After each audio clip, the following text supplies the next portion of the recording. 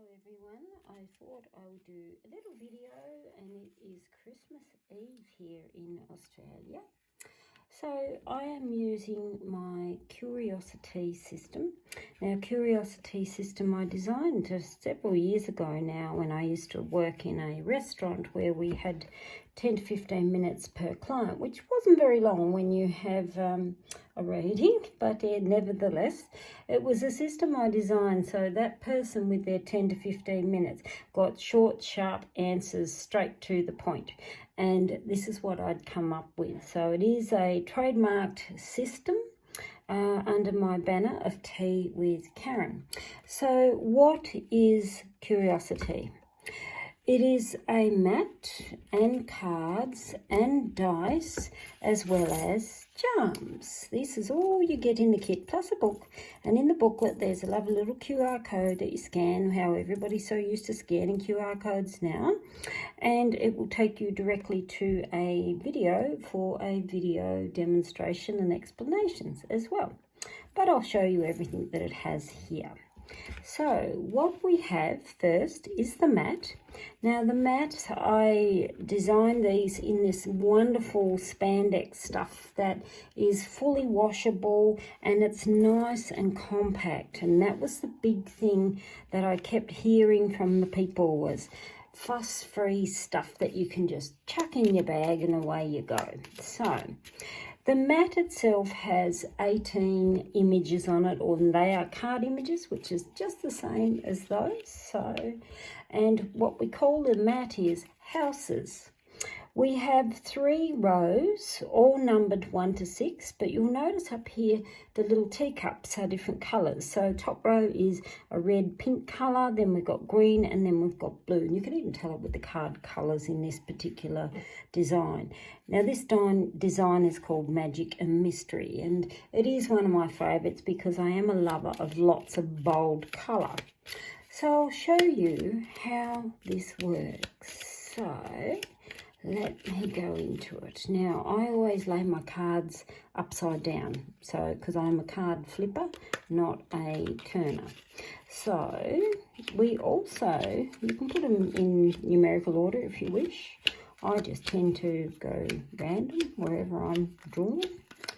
And we lay every single card face down. Now all you Virgo people there are going to be saying, oh my God, she's so straight. I'm really bad. I look at it and I think, okay, I'll try and straighten it up. For those of you who might be a bit worried about me being straight. So we have options in how to start this. So if you want to know something about love, we could start in the house of the heart. If you want to know about money, we could start in the house of the money. If you want to know about work, we would start in the house of the tower or the castle. So we can start in that way if you like. What are the dice for? I hear you asking. The dice is actually also another starting point. You can throw the dice and add up the 3 and start in that position. So there we've got 5 and 9 and 4 is 13. So if I wanted to, I could start right down here in position 13 when you're counting. So it's completely up to you.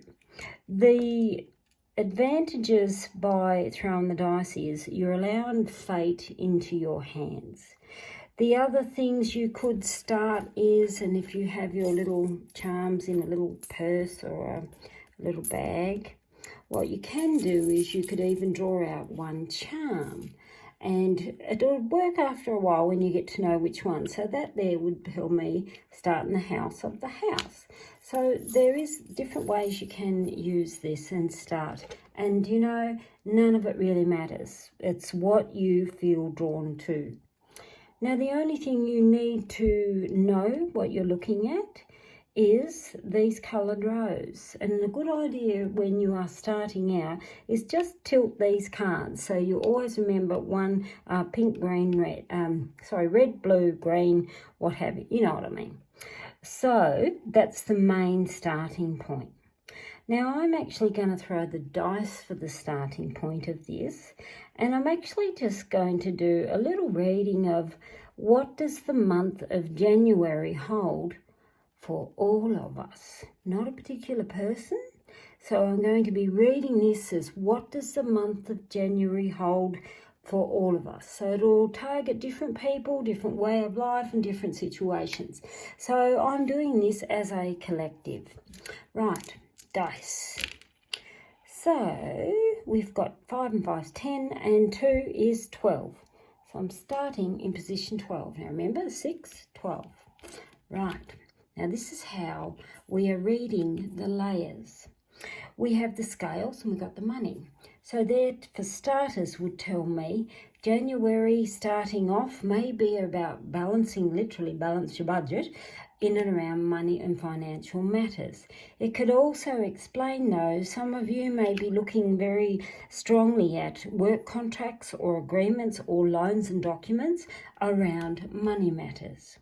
So now we start our chaining, and this is where these colours and the numbers are important. So this is a blue cup and it's number 6. So our blue row, position 6. And this is how we start the card chaining. So what does blue 6 have? That's actually nice. And I know this, the first thing that pops into my head, and I know people laugh when I say I hear voices, but I do. To me, there would tell me things literally about money agreements with people who are close to you. It's almost like that would be, if you're moving in with somebody, almost do a prenup, because it literally means matters of the heart and emotion connected in and around money and financial affairs. Interesting one for all. So now we go green row, number 3. See? Simple. The ship here would tell me again some travel is happening for those in January. The ship is slow travel though. And you also got to remember a ship is a water symbol, which tells me, and particularly landing on a heart there, would tell me some travel plans you may want to do. It may be feeling a little bit over emotional about it, but a heart is generally about beautiful things and gratitude and love and joy and all of those lovely things. So there would tell me, yes, there is the journey, and it may be literally an emotional journey, more so than a physical journey. Now, if you had the camel land on that, I would say physical journey. But the ship there would tell me more than likely an emotional journey. So we have red row, number 3. We got the camel. How's about that when we just spoke of the devil? Camel, like I said, is often about your resilience.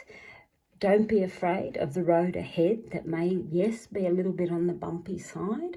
It will always reach its target of where you set out to go. So although, again, this journey may be here, a little emotional, the camel there would still tell me, continue the path that you started. Don't pull back just because it might look a little bit on the bumpy side. So it's a red row, number 5. So we're going up here, same row.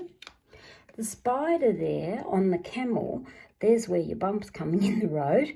The spider often represents mature aged females.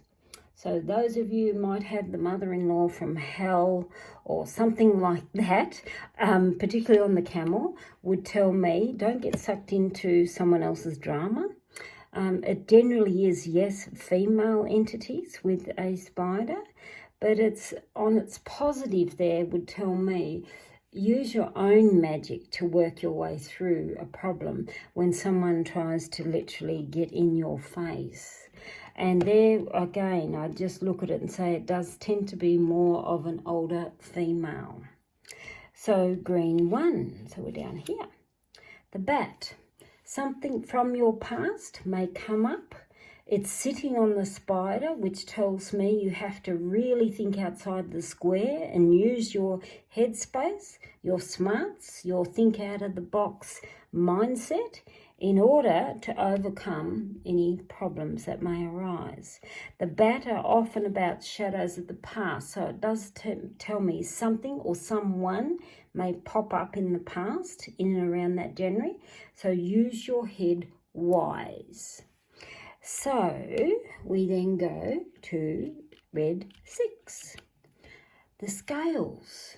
And so the scales again tells me things that will bring about a balance for you. Now you're realising, if you're keeping up with me, that green 6 is where we started. So when you have come back to where you started, it tells me we have completed the chain, or we have completed the sentence is probably the easiest way to explain it. And all these ones that are still face down, don't turn them over. Don't be tempted to turn them over, because it means they are not relevant to what we wanted the answers for. So this is curiosity in its finery. So now, what do we do with the charms, I hear you say? The charms here, you could go through and mix them up and lay a charm on every card, and that way you are layering 3 layers. So it's not just a card and the house, you've got the charm. So we've got 3. And you could do that. What I tend to do personally is I tend to use a few charms and put them on the challenging areas.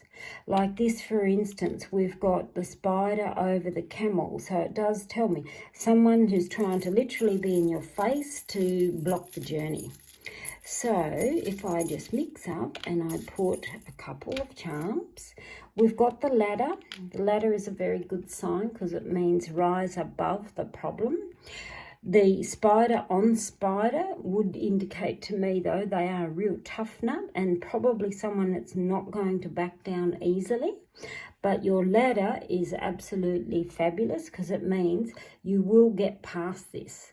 So it means climb and ascend, rise above the problem. So we've even got down here our couple of bats. So what have we got there? Oh, I've got a couple. I've drawn 3. So we've got the heart, we've got the cross, and we've got the baby carriage or the baby pram. So again, shadows of the past. Baby there would tell me someone immature, someone that may have even popped up from your childhood days or high school days. The heart here would tell me it was more than likely someone that you were connected to quite well.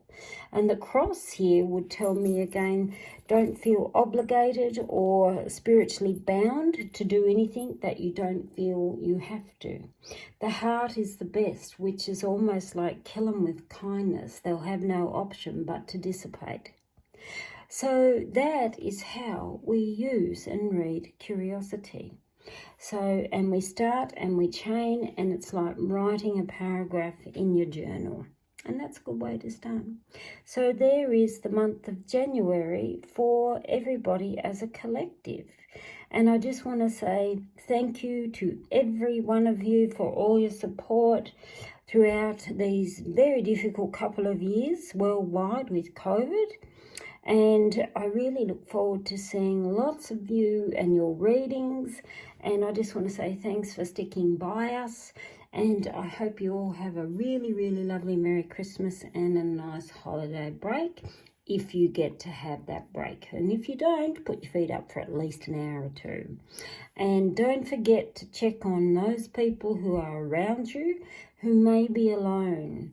So have a look in your apartment block. If there is somebody there who lives on their own, be kind and just check in on them.